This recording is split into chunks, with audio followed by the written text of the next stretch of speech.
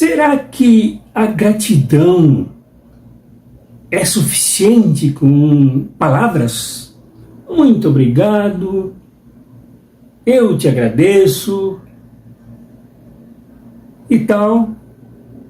Será que a gratidão é suficiente com mera formalidade? Será que a gratidão deve ser dada a quem cumpre os seus deveres, suas obrigações? Será que a gratidão também é dada a quem não cumpre as suas obrigações, seus deveres, porque não pode, porque sofre de percalços, de dificuldades até de saúde? O que é gratidão? Para que serve a gratidão? Quando devemos ser agradecidos, se é que isso existe? Estas e outras questões, inclusive a definição, nós vemos em São Lucas, no capítulo 17, do versículo 11 ao versículo 19, que eu espero vocês leiam aí, compartilhem, reflitam, para nós continuarmos a análise e tirarmos as lições deste trecho logo após a vinheta, em nome do Pai, do Filho e do Espírito Santo. Amém.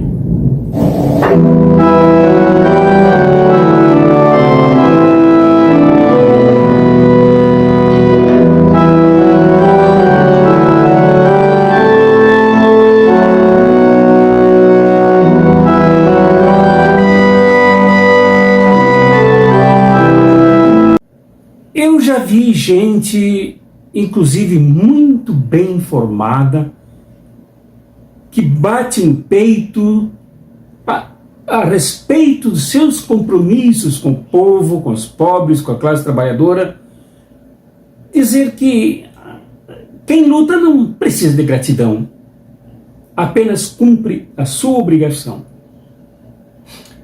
Já vi gente em filas de agência lotérica, de banco, de ônibus e em quaisquer outros lugares, dizendo muito obrigado, já virando de costas para as pessoas que dizem ser por elas agradecidas. Ora, aqui nós vemos em São Lucas, nesse trecho que eu indiquei a vocês, algo muito sério sobre a gratidão. Veremos alguns destaques aqui que devem ser ressaltados, sublinhados e alimentados por nós. O primeiro destaque é que Jesus ia do interior da Palestina na sua caminhada, na sua viagem, visando o grande confronto em Jerusalém, de acordo aqui com a narrativa de São Lucas. E nesta viagem ele passou por entre dois povos crucialmente inimigos. Os samaritanos e outros, os galileus, os judeus que moravam na Galileia. Era uma fronteira crítica, com séculos de ofensas, de preconceitos, de guerras, de sequestros, de exílios, de violência. Mas Jesus passa por ali. E no meio, ao passar pelo meio de uma aldeia, ele ouve os gritos, a conclamação por compaixão, por misericórdia de 10 leprosos. Ele para. Ele para e antes de qualquer ato de cura, qualquer sinal de cura, pelo menos assim Lucas dá a entender, ele manda os 10 a um sacerdote, para que este, no cumprimento das suas tarefas sanitárias, como agente que cuidava da liberação das pessoas curadas da lepra, desse seu veredito e a sua decisão em favor da liberdade desses 10 curados. O que impressiona aqui é que justamente o samaritano retorna para agradecer. E este gesto de retornar para agradecer é muito rico. Antes, porém, não nos esqueçamos do primeiro destaque, de que Jesus caminhava em direção a Jerusalém e passou por um povoado entre Samaria e Galiléia. Isto é, o lugar de Jesus é no meio do povo. E quando morando em pequenas quantidades de famílias e pessoas, se chama povoado porque vem de povo. Uma aldeia onde moravam as pessoas, os trabalhadores, as trabalhadoras, os pescadores, etc. O lugar de se entender Jesus é no meio do povo. O lugar para se compreender o ministério, esse libertador e curador de Jesus, é a partir do povo. Aqui agora, o segundo, que é o encontro com relação à gratidão. Jesus admira que justamente esse estrangeiro, esse samaritano. Ora, se Jesus diz estrangeiro, é porque ele já está com os 2 pés na Judeia, no outro lado da fronteira. Isso é muito significativo. A fala de Jesus expressa uma admiração. Por quê? Porque a Judeia era o lugar não somente de passagem para Jesus, mas da habitação de pessoas que se consideravam as mais puras em relação aos samaritanos. As mais cumpridoras da lei, as mais dignas de atenção, as mais belas pessoas, segundo elas mesmas, sob o olhar divino. Por isso a admiração de que logo o estrangeiro, e não as pessoas tão boas, tão cumpridoras, tão legalistas, que vieram agradecer. Isto não era fortuito, isto era realmente detonador de muitos preconceitos.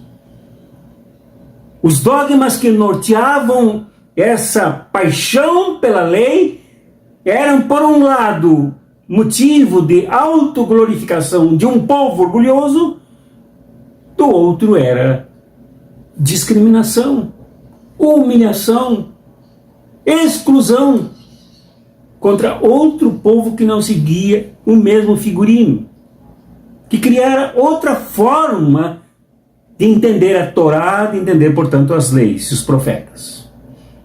Samaritanos. Samaritanos que foram sequestrados, exilados, invadidos por muitas e muitas vezes. E essas misturas que fizeram com o exílio na Síria e em outros lugares foram classificados pelos puros da Judéia, pelos frequentadores do Templo de Salomão, classificados como pessoas impuras, indignas de Deus e da sua própria lei. No entanto, é de lá que vem o samaritano a agradecer com gratidão profunda. E o outro destaque que eu dou aqui é de que esta atitude de gratidão por parte do samaritano e do reconhecimento desta gratidão, tanto que ela foi destacada por Jesus, é de ruptura.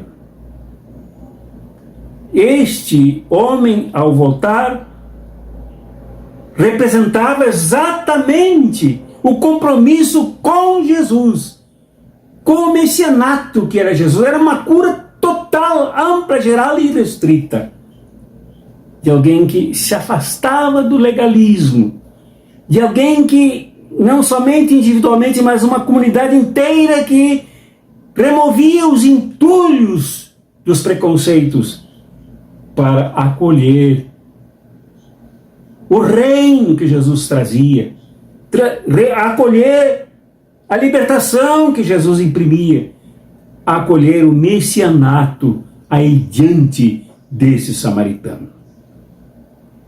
Então não era uma gratidão formal, não era uma gratidão da boca para fora, não era uma gratidão consensuada por todos, então que se deve agradecer e pronto.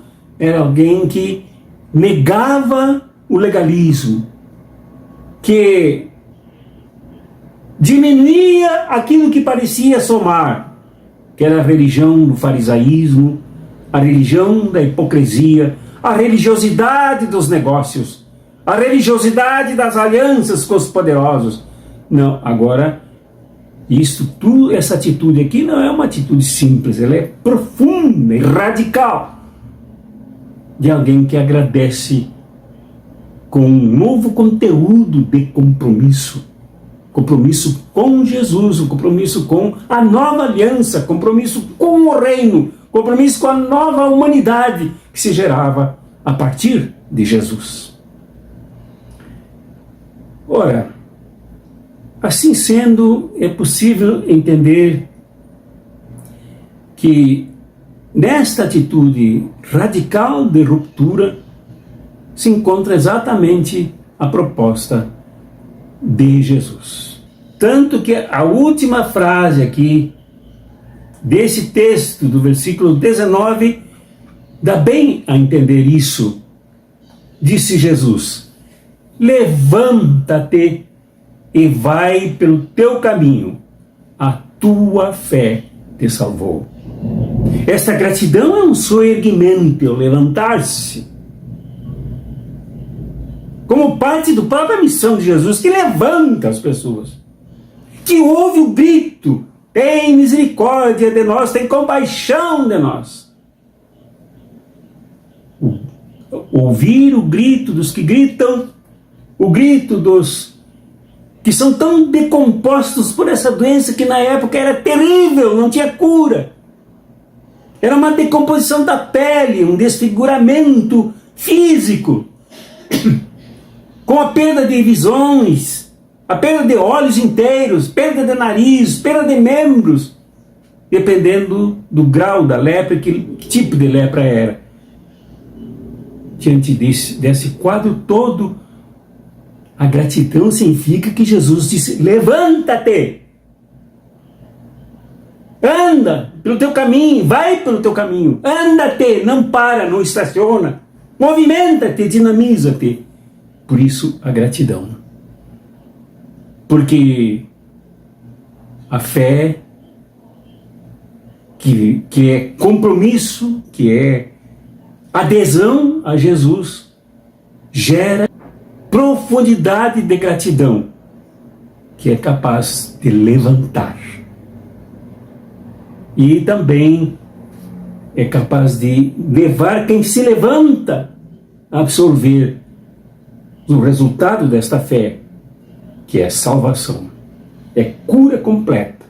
Lembrando que a palavra salvação no Novo Testamento também é cura, que a palavra cura também, soter, é salvação, salvação de tudo, inclusive de uma religião de negócios, salvar-se desta religião, de uma religião de alianças com os que massacram, com os que adoecem, com os que excluem, com os que são capazes de tão cruel e desumanamente jogar pessoas nos abismos, fora da cidade, do alcance das outras, como acontecia com os leprosos, com as pessoas leprosas, nesse caso também, desses 10.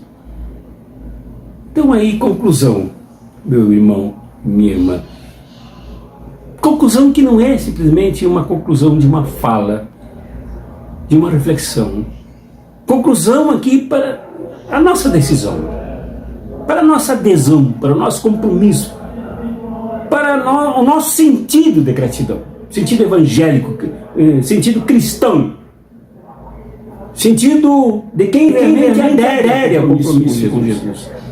Primeiro, é preciso reconhecermos o lugar de Jesus, que é no meio do povo, é no meio dos que sofrem, é ouvindo o clamor e o grito daqueles que muitas vezes os rezadores, os oradores, que eu digo aqueles que oram, os rezadores, os que consomem a Eucaristia, os que participam das solenidades religiosas, não ouvem.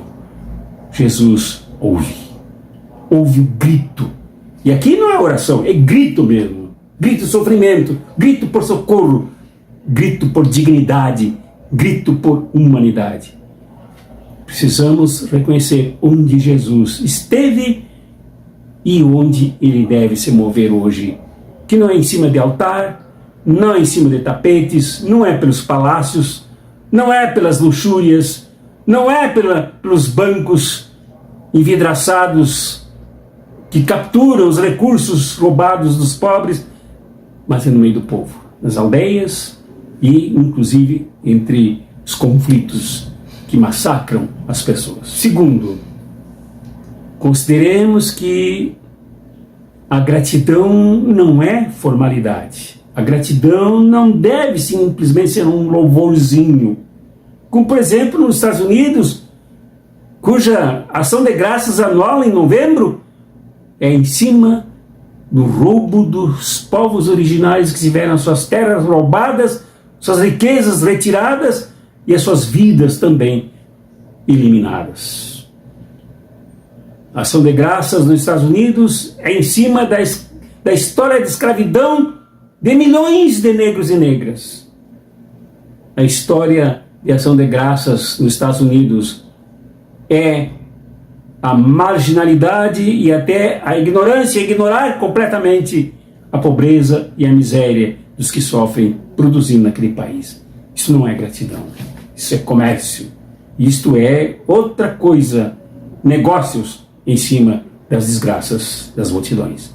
A gratidão aqui é ruptura. Se ela não vem da ruptura com aquilo que nos massacra, com aquilo que nos adoece, com aquilo que nos coloca à margem, como os 10 leprosos, ela é apenas balbucio, apenas movimento da língua no céu da boca, sem nenhum compromisso, sem nenhum significado. Deus, pois, que se move como Jesus em Jesus, pelo meio do povo, por entre as suas mazelas e sofrimentos.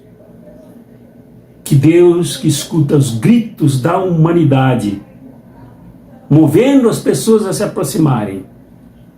Que Deus que gera no ser humano a ruptura que é mãe da gratidão, te abençoe, meu irmão, minha irmã, e que tu te decidas por esse compromisso de fé que levanta e que nos põe no caminho como quem se salva de situações que humilham, que esmagam e que tornam a vida tão cruel.